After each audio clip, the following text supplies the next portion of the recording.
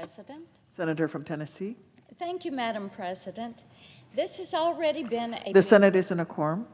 I ask that we suspend the quorum call. Without objection. Thank you, Madam President. This has already been a big week in Tokyo for Team USA, and I hope all of my colleagues have the opportunity to watch a few minutes of the Olympic Games over the next few weeks. Every year we hear so much from commentators and athletes about how the Games are an opportunity for the world to come together.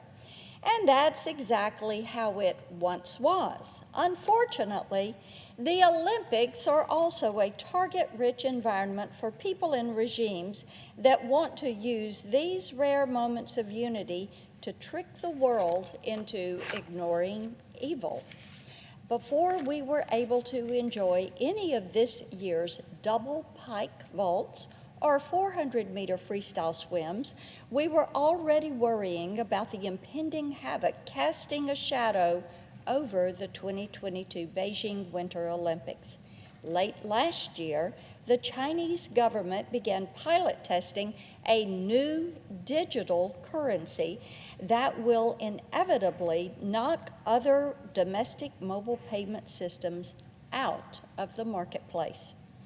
The digital yuan trial has already pulled in $5.3 billion, that is correct, $5.3 billion in transactions. And this month, we learned that cross-border payments are also on the table. In fact, the trial has been so successful that Beijing wants to expand testing at the 2022 Winter Olympics. Now, as much as I'd like to believe that this is an innocent effort to bring the world a little closer together, this is the Chinese Communist Party that we're talking about.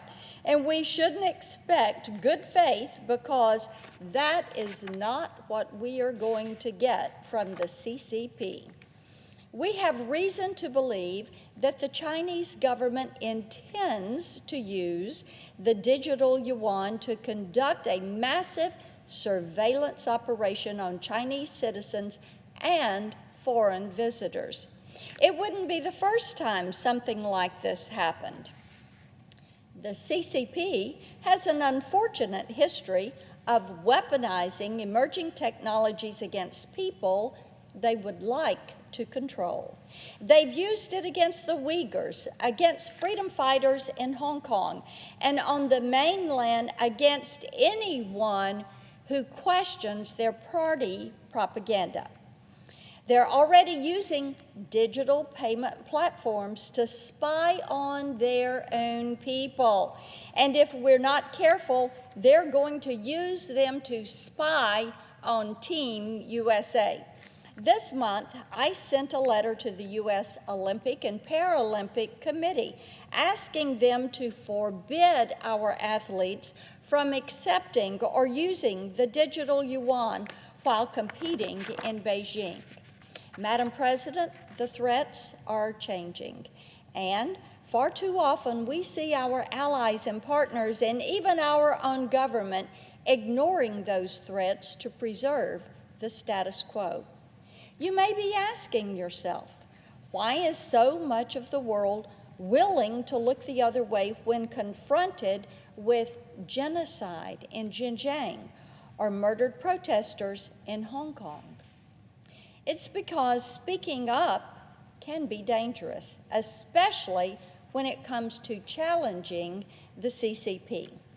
China boasts the most in-demand market in the world. In fact, it's such a gold mine that you'll recall the NBA ignored large-scale child abuse at its training camps in China just to maintain access to broadcast advertising and merchandise revenue. Through the Belt and Road Initiative, the Chinese Communist Party has sunk its teeth into some of the most valuable tourist destinations on the face of the earth. On trade routes and strategic outposts, they've sold this program as an economic development initiative, but in reality, this debt trap diplomacy is really just an extortion scheme.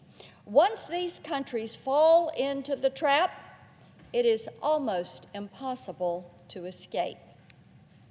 Even before the pandemic forced the U.S. into lockdown, I and several other of my colleagues on both sides of the aisle were ringing alarm bells about our supply chain security. China is the most dominant global source of rare earth minerals, technology infrastructure, and many active pharmaceutical ingredients.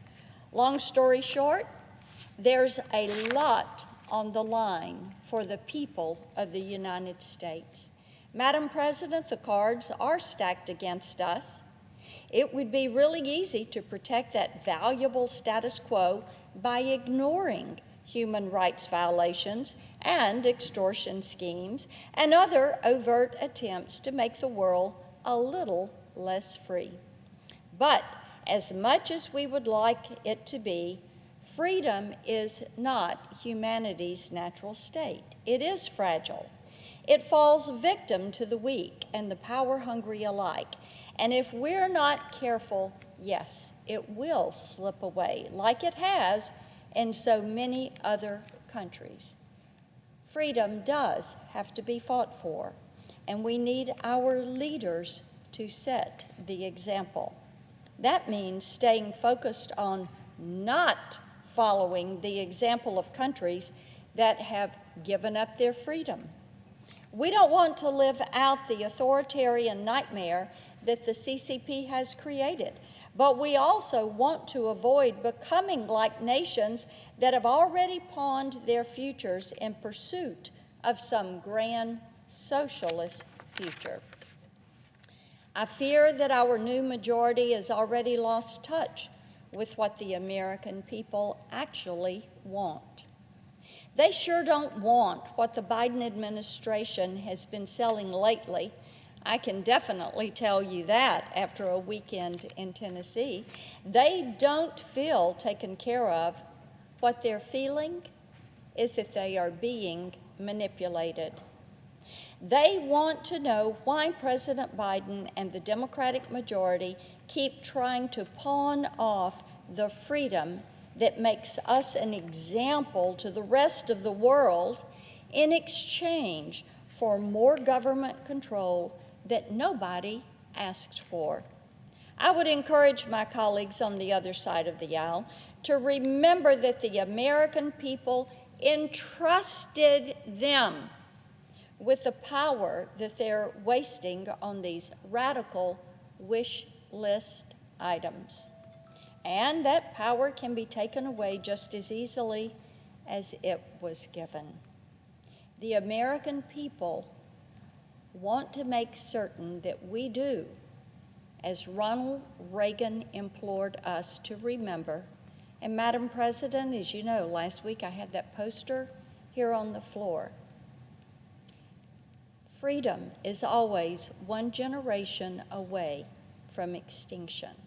It is our responsibility to fight for it, to pass it on. I yield the floor.